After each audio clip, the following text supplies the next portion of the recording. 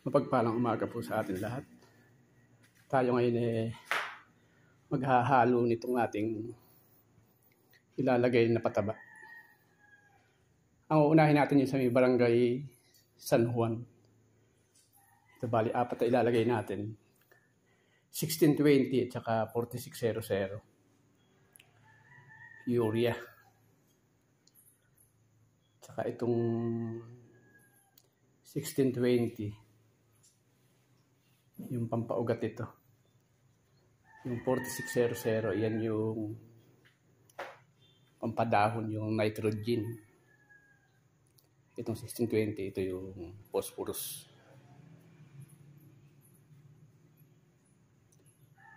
Ayan. Ang gagawin nating halo, dala-dalawa, kaya 50-50. Ang mix natin. I-mix natin siya ng 50-50. Ayan, ibulos na natin. Hahaluin na lang. Ayan, si Papi. Oh. Papi! Ayan, sinasako na natin siya.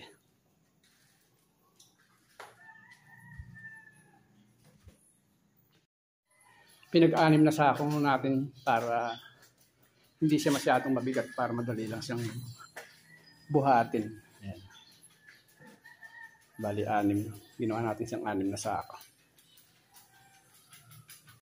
Ito, narito na tayo sa bukid. Itong pinupwesto natin na ito, sako pa ito na snake road. Dito tayo dadaan sa pinakadulo nung ginagawa natin sa San Juan. Ayan, sa likod nitong tower na yan, yan yung sa atin. Mga ilang pitak pa ang pagitan. Hahako tayo ng 3 sako nito. Yung 3, doon naman sa kabila. Sa mismong barangay San Juan na, doon natin siya dadalhin. Dito, 3 muna. Ito, dito tayo. Umpisa na tayo. Ito, basal ito. Basal itong ating pag-aabonan natin.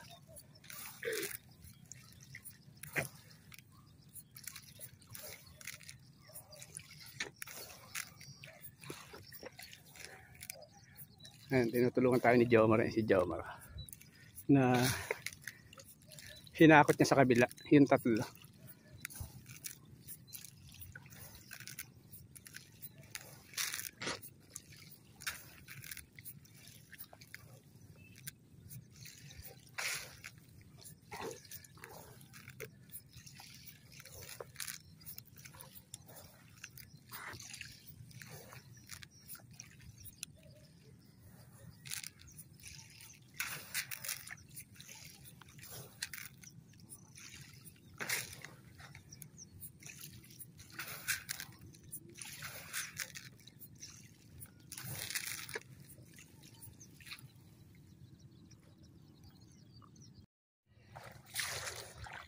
Nakatapos na rin tayo.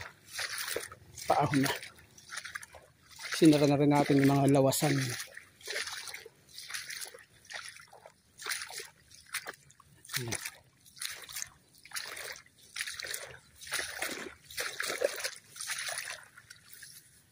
Tapos na tayo ng isang lagay. Bukas naman yung kabila. Pagka yun ang plano natin bukas.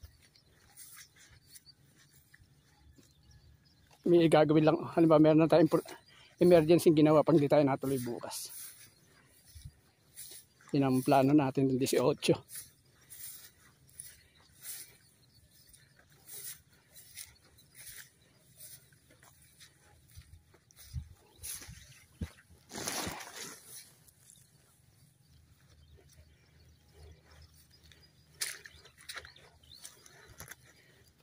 Pagtalab niyan, medyo pag-iiba na itsura niyan. Mga siguro sa mga makaitlo o makaapat. 18, 19, 20. Mga Martes baka sprayan natin ito. Spray naman ang magiging trabaho natin dito sa pagkatapos nating subuan. Mag-i-spray naman tayo ng pang insekto. O pagka sabayan din natin pandamo para sigurado. may mga maliliit ng damo eh. Pero kung mananatiling may tubig, hindi makasusulpot yung damo. Eh kaya lang, lagi nga siya natutuyuan. Hindi siya ganun, hindi siya anli tubig. Hindi katulad sa Nueva Ecija. Ito yung sa katabi natin. Una sa atin yan ng halos 2 linggo.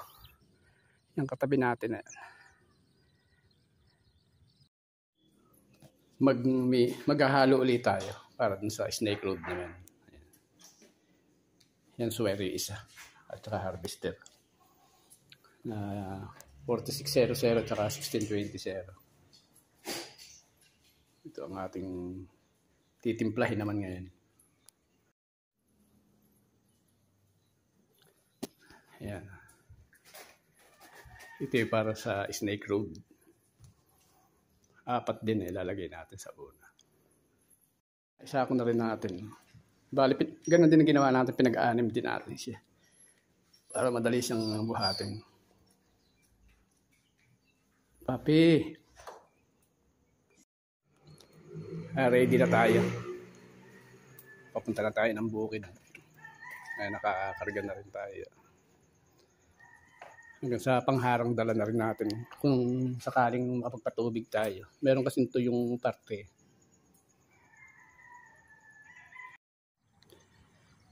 Ito naman ang ating susubuan itong snake road. Ay, nakapaghakot na tayo ng 4 na sako. Ikinalat na natin. Itong 2 na to. Dito na to. Para dito na yan sa malalapit. Ang gagawin nating style sa pagsusubo per pitak. Pitak-pitak, hindi yung banusan. Kaya hinakot natin doon sa mga tapat-tapat. Para maganda yung... Parang doon ako nagagandahan yun sa pitak-pitak ba. Yung dito naman sa per kahon. Kahon ang tawag nila sa pitak. Para tansyadong-tansyado mo yung magagamit na abono. Para ganun ang... Kasi pagka banusan, yung halimbawa, diretsuhan ganyan na mahaba. Parang yung makon mo rin tansyahin, parang hindi katulad nung sa perpitak. Mas mainam. Ay, umpisahan na natin. Ito namang snake road ang ina-applyan natin. Ng 1620 at saka urea. Yung mix niya 50-50. Yung 1620 yun pampaugat yun. Mabisang pampaugat, pampahaba ng ugat. Eh ang palay kailangan mahaba yung ugat niya. Yun ang kinukuhanan ng sustansya.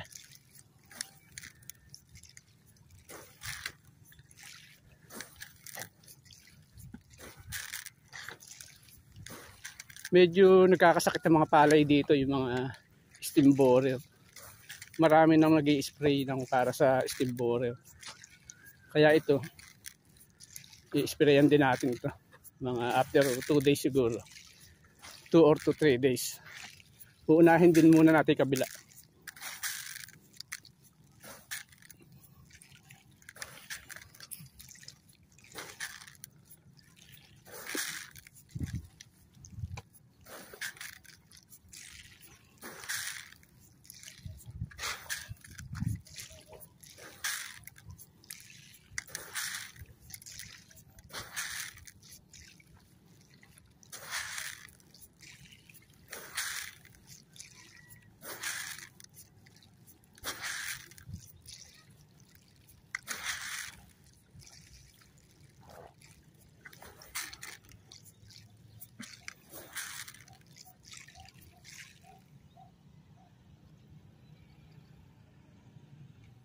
Ayun yung mga nakakalat natin na pataba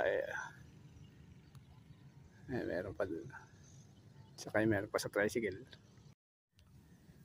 Mas mainam siyang subuan yung ganitong yung tubig niya ba tamak-tamak lang. Ang bukod doon, madali siyang matutunaw na sisip-sipin agad ng mga palay, ng mga ugat. Saka bukod doon, nakikita mo bang yung saan bumabagsak yung nilalagay natin pataba? Ayan, halimbawa ganyan. Tumatalbog-talbog pa siya. Maganda siyang tingnan. Yung para bang hindi nakawawala bang pagod. Pagka kita mo yung nilalagay mo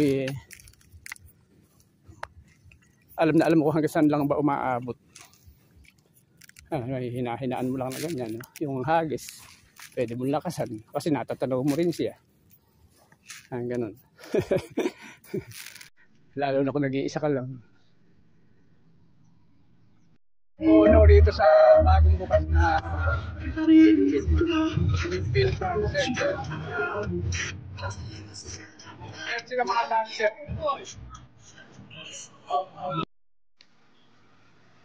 Ito yung binili natin sa Wilson, yung sa bagong bukas na agri-supply.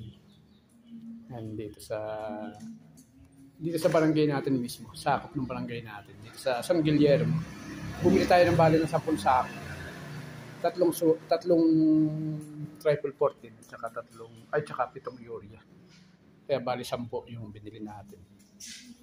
Ang presyo ng swear na yan, naka-discount pa tayo riyan. 1.6. Ito namang triple 14. 1.530. Nagkaroon lang sa 16,000, nagkaroon lang tayo sukli ng 210.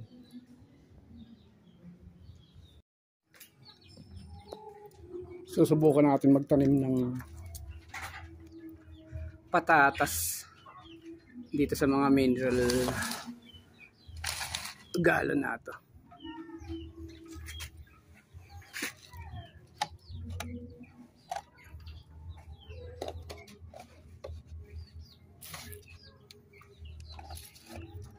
Saka natin pupunuin ngayon ng gamit natin na compost.